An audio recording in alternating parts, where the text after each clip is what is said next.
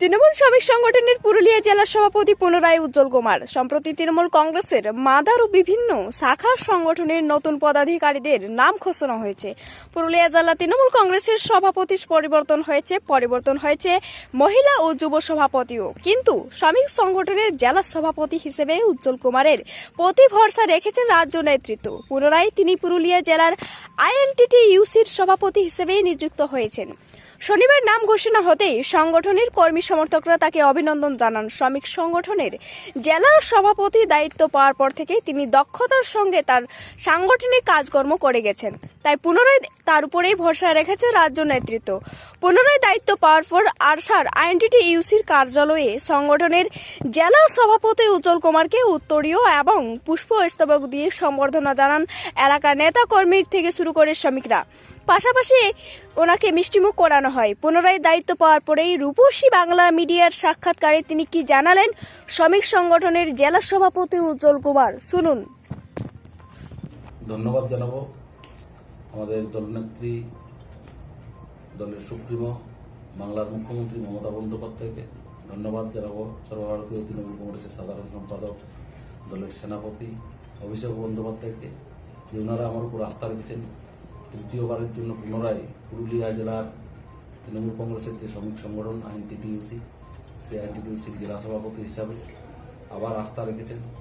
এবং যেভাবে আমরা বিগত দিনে কাজ করে এসেছি শ্রমিকদেরকে নিয়ে, আমরা 2026কে পাখির চোখ করে যেভাবে শ্রমিকদেরকে আরও আমরা মাঠে নামাতে পারি, এবং বিশেষ করে মমতা বন্দ্যোপাধ্যায় এবং অভিষেক বন্দ্যোপাধ্যায়ের যে পাখির চোখ, অসংগঠিত শ্রমিকদের এক জায়গায় এনে, এক ছাতার তলায় এনে সংগঠনের সাথে যুক্ত করে মমতা বন্দ্যোপাধ্যায়ের যে জনমুখী প্রকল্প, যে আমাদের বিনামূল্যে সামাজিক সুরক্ষা যে যোজনা, যাতে প্রতিটি অসামাজিক অসংগঠিত ক্ষেত্রে যে সমস্ত আমাদের শ্রমিকরা রয়েছে, সে বিড়ি শ্রমিক হোক, আমাদের ইটভাটার শ্রমিক হোক, রাজমিস্ত্রি হোক, যে সমস্ত অসংগঠিত রিক্সা চালক হোক, টোটো চালক হোক, যারা আছে অসংগঠিত ক্ষেত্রে সমস্ত এক ছাতার তলায় এনে যাতে সংগঠনকে আমরা বুথ স্তর পর্যন্ত, আমরা অঞ্চল লেভেল পর্যন্ত নামাতে পেরেছি, আমরা যাতে বুথ স্তর পর্যন্ত নামাতে পারি, এবং সরকারের যে সুফল, যে প্রকল্প, সেই প্রকল্প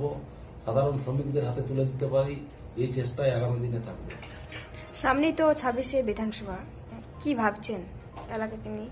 26শে বিধানসভায় আমরা পুরো দমে একদম জান প্রাণ লাগিয়ে আমাদের শ্রমিক সংগঠনকে মাঠে নামাবো। আমি তো বললাম যে বুথ স্তর পর্যন্ত আমাদের জেলা সভাপতি উজ্জ্বল কুমার তিনি এলাকার জন্য কোন কারখানা করেছেন, তাদের জন্য আপনি কি ভাবনা চিন্তা রাখছেন শ্রমিকদের জন্য? দেখুন, কারখানা করা ইউনিয়নের কাজ নয়, সেটা আমাদের পুরুলিয়া জেলা এমনিতেই কারখানা ছিল না। ব্রাহ্মণদের আমলে যে ছোট মোটো কারখানা ছিল সেগুলো বন্ধ হতে ছিল। মমতা বন্দ্যোপাধ্যায় সরকার আসার পর পুরুলিয়া জেলায় আজকে আপনারা দেখেছেন যে রঘুনাথপুরে যে শিল্প নগরী তিনি গড়ে তুলেছেন, স্বপ্ন সুন্দর যে গড়ে তুলেছেন, তাতে আজকে সামস্টিলের মতো শিল্পপতিরা বিনিয়োগ করছেন। আজকে পুরুলিয়া জেলার রঘুনাথপুর সাব ডিভিশনে শ্রী সিমেন্টের মতো কারখানা গড়ে উঠেছে, আরো বড় বড় প্লান্ট, নতুন নতুন কোম্পানি তারা বিনিয়োগ করতে আসছেন।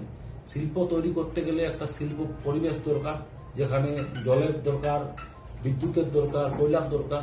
আমাদের এই এলাকায় আমরা এইখানে চাষি জায়গা, আমাদের প্রত্যন্ত এলাকা, আমাদের এদিকে মূলত যে কারখানা করার মতো যে পরিবেশ, সেই পরিবেশ নেই।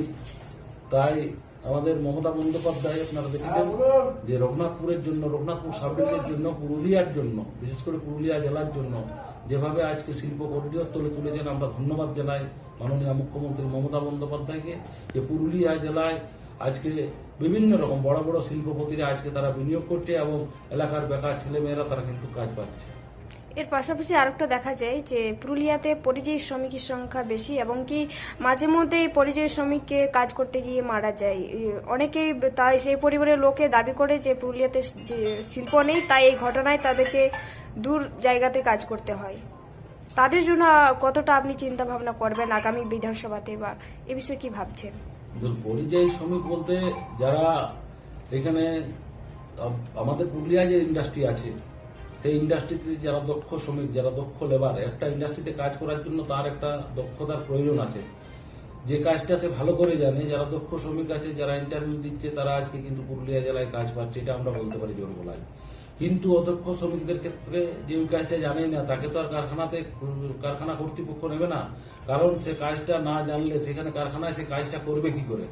ফলে যারা দক্ষ শ্রমিক আসছে, আপনারা খোঁজ নিয়ে দেখুন, দক্ষ শ্রমিক পুরুলিয়া জেলার যারা দক্ষ শ্রমিক আছে, যারা স্পঞ্জ কারখানার কাজ জানে, যারা সিমেন্ট ফ্যাক্টরির কাজ জানে, যারা বিদ্যুৎ সেক্টরের কাজ জানে, যারা আজকে ITI থেকে পড়াশোনা করেছে, বিভিন্ন জায়গায় যারা পড়াশোনা করেছে ইঞ্জিনিয়ারিং নিয়ে, যে সমস্ত তাদের দক্ষতা আছে, তারা কিন্তু পুরুলিয়া জেলায় যে সমস্ত নতুন নতুন প্ল্যান গড়ে তুলেছে, সেখানে তারা কাজ পাচ্ছে দক্ষতার বিচারেই। সেখানে কোনো পলিটিক্যাল আমাদের কারো সুপারিশেরও প্রয়োজন হয়নি, কোনো কিছু প্রয়োজন হয়নি। তাদের কোম্পানি তারা বিভিন্ন জায়গায় ক্যাম্পাস করছে আজকে। আপনারা জানেন যে বাগমুন্ডি ITI থেকে শুরু করে, বান্দোয়ান ITI থেকে শুরু করে, পলিটেকনিক কলেজ থেকে শুরু করে, রঘুনাথপুর ITI থেকে শুরু করে, প্রত্যেকটা জায়গায় কোম্পানি কিন্তু ক্যাম্পাসিং করে সেইখানে দক্ষ ছেলে মেয়েদের তারা চুনাও করে এবং সেইখান থেকে তাদেরকে কারখানায় কাজে নিয়োগ করে। ফলে আজকে পুরুলিয়ার অনেক ছেলে যারা আজকে দক্ষতা আছে, তারা কিন্তু পুরুলিয়া জেলায় কাজ করছে। এবং পরিযায়ী শ্রমিক যারা বাইরে কাজ করতে যাচ্ছে, ধরুন যারা লেবার শ্রেণীর মানুষ, যারা দিন আনে দিন খায়, সেই রকম যারা আছে, তারাই মূলত বাইরে কাজ করতে যায়। কিন্তু সেটাও আমাদের মুখ্যমন্ত্রী, মানবিক মুখ্যমন্ত্রী, তিনি বলেছেন যে যতটা সম্ভব আমরা পুরুলিয়া জেলার মানুষের জন্য কাজ দেওয়ার ব্যবস্থা করব। কিন্তু আপনারা দেখেছেন কেন্দ্র সরকার যেভাবে পুরুলিয়ার মানুষকে 100 দিনের কাজ থেকে বঞ্চিত করেছে, সারা পশ্চিমবাংলার মানুষকে, সাথে সাথে পুরুলিয়ার মানুষও, যেটা একটা পুরুলিয়ার মানুষের একটা বিরাট কাজের জায়গা ছিল, পুরুলিয়ার লেবার শ্রেণীর মানুষের একটা বিরাট কাজের জায়গা ছিল 100 দিনের কাজ। সেই 100 দিনের কাজ কিন্তু কেন্দ্র সরকার বন্ধ করে দিয়েছে, যাতে তৃণমূলকে অপদস্থ করা যায়, বাংলার মানুষ যাতে কাজ না পায়, পুরুলিয়ার মানুষ যাতে কাজ না পায়, তার জন্য সম্পূর্ণরূপে দায়ী কিন্তু কেন্দ্রীয় সরকার। তার জন্য আজকে এই পরিযায়ী শ্রমিকের সংখ্যা কিন্তু বাড়ছে।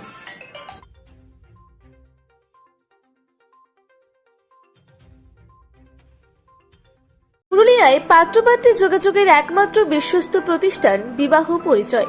আপনার মনের মতো জীবনসঙ্গী খুঁজতে আপনার পাশে রয়েছে বিবাহ পরিচয়।